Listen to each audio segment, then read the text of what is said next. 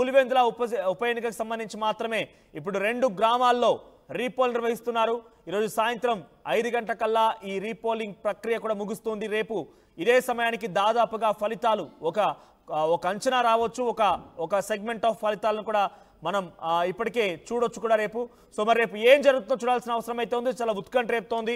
So ప్రస్తుతానికైతే కొత్తపల్లి, అచ్చువల్లి ఈ గ్రామాల్లో రీపోలింగ్ ప్రక్రియ చాలా ప్రశాంతమైనటువంటి వాతావరణంలో కొనసాగుతుంది. నిన్నైతే ఎక్కడ చూసినా ఒక హై టెన్షన్, ఒక హై డ్రామా, ఒక సస్పెన్స్. ఎటు చూసినా వైసీపీ టీడీపీ శ్రేణుల మధ్య గొడవలు, ఏజెంట్లపై దాడులు. ఏకంగా మంత్రి మండిపల్లి రాంప్రసాద్ రెడ్డి రావడంతో వైసీపీ శ్రేణులంతా తప్పుబట్టారు. ఏకంగా మంత్రిపైనే దాడి చేసేందుకు యత్నించారు వైసీపీ శ్రేణులు. సో ఇవన్నీ నిన్న హై టెన్షన్ నెలకొన్నాయి.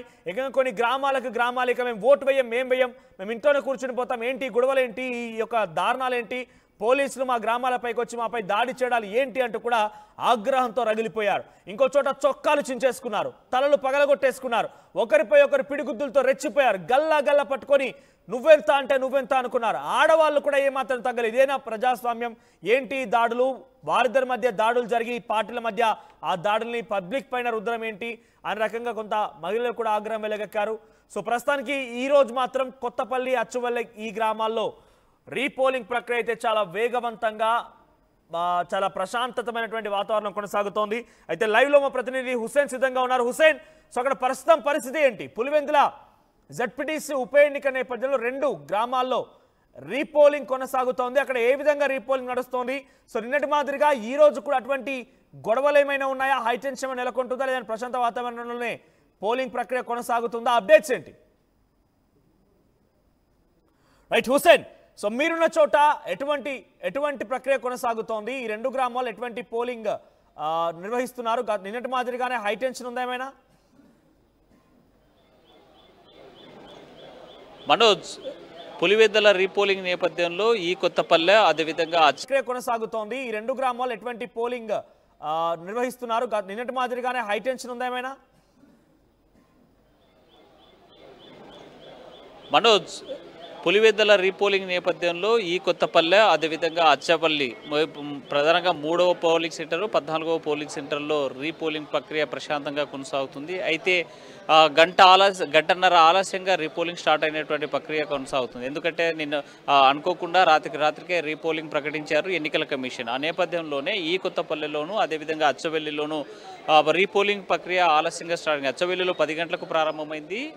అదేవిధంగా ఇక్కడ 8:30-9 గంటల ప్రాంతంలో ఈ కొత్తపల్లె గ్రామంలో ప్రారంభమైనటువంటి పరిస్థితి ఉంది. అయితే మెల్లమెల్లగా ఓటర్స్ అంతా కూడా తమ ఓటు హక్కును వినియోగించుకునేందుకు పోలింగ్ కేంద్రాలకి క్యూ కట్టినటువంటి పరిస్థితి తాజా కనిపిస్తుంది. పైగా ప్రశాంతమైనటువంటి వాతావరణంలో ఎన్నికలు జరుగుతున్న నేపథ్యం, మరోవైపు వరుణుడు పైనుంచి మొత్తం కారు మేఘాలు కమ్మేసినట్టు చిరుజల్లులు పడుతున్నటువంటి వాతావరణం అయితే ప్రశాంతంగా ఈ 2 పల్లెల్లో కనిపిస్తూ ఉంది. సో మరోవైపు ఈ రీపోలింగ్ ఎన్నికను వైసీపీ ఇప్పటికే బాయ్కట్ చేసినట్టు ఎంపీ అవినాష్ రెడ్డి ప్రకటించారు. దీనికి బాయ్కట్ చేయడానికి ప్రధానమైనటువంటి కారణము నిన్న జరిగినటువంటి ఎన్నికలు కూడా ఫెయిర్గా జరగలేదు, రిగ్గింగ్ చేసి జరిపించారు. మేము 15 పోలింగ్ సెంటర్లో రీపోలింగ్ అడిగాము, కానీ కేవలము మేము న్యాయ పోరాటానికి సిద్ధమైనటువంటి నేపథ్యంలోనే, వైసీపీ పార్టీ సిద్ధమైనటువంటి నేపథ్యంలోనే ఆ న్యాయ పోరాటం నుంచి అంటే కోర్టుల నుంచి తప్పించుకోవడానికి మాత్రమే టీడీపీ వ్యూహాత్మకంగా ఈరోజు కేవలం 14వ పోలింగ్ సెంటర్కు ఈ కొత్తపల్లెలో, 3వ పోలింగ్ సెంటర్ అచ్చవెల్లిలో సంబంధించి రీపోలింగ్ పెట్టి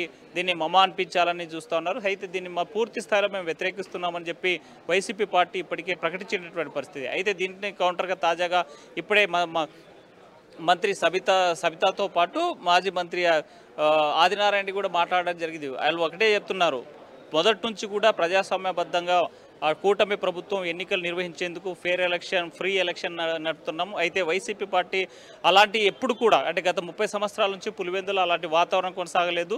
మరి ఈ ఫ్రీ ఎలక్షన్ జరగకపోతే, ప్రజాస్వామ్య వాతావరణంలో ఎలక్షన్ జరగకపోతే 11 మంది నామినేషన్ వేసేటువంటి అవకాశం ఉంటుందా? లేకపోతే ఇన్ని రోజుల పాటు గ్రామాన్ని తిరిగి అభ్యర్థులంతా కూడా నామినేషన్ ప్రచారం చేసుకునేటువంటి అవకాశం ఉంటుందా? లేకపోతే నిన్న జరిగినటువంటి ఎన్నికలు కూడా ప్రశాంత వాతావరణంలో జరిగేటువంటి ఛాన్స్ ఇచ్చేవాళ్ళం కాదు. మేము ప్రజాస్వామ్యయుతంగా ప్రజలను మొబిలైజ్ చేసి ప్రజలను అవగాహన తెప్పించి 30 ఏళ్ల నుంచి జరుగుతున్నటువంటి ఈ వైఎస్ఆర్ కుటుంబం కబంధ హస్తాల్లో పులివెందుల ఉంది. ప్రజలు కూడా భయభ్రాంతులకు గురయ్యేటువంటి పరిస్థితి నుంచి వాళ్ళని చైతన్యవంతం చేశాం కాబట్టే నిన్నటి జరిగినటువంటి ఎలక్షన్లో కూడా పెద్ద ఎత్తున 81% పోలింగ్ పర్సెంటేజ్ నమోదైన పరిస్థితి పులివెందులు ఉంటే 75% పోలింగ్ పర్సెంటేజ్ ఒంటిమిట్టలో పోలైనటువంటి పరిస్థితి. సో ఇక్కడ జరుగుతున్నటువంటి ఎలక్షన్స్ కేవలము వైసీపీ పార్టీ భయపడింది. వైసీపీ పార్టీ పారిపోయి రీపోలింగ్ నుంచి తప్పించుకోవడానికే ఈరోజు బహిష్కరిస్తున్నట్టు ప్రకటన చేశారు.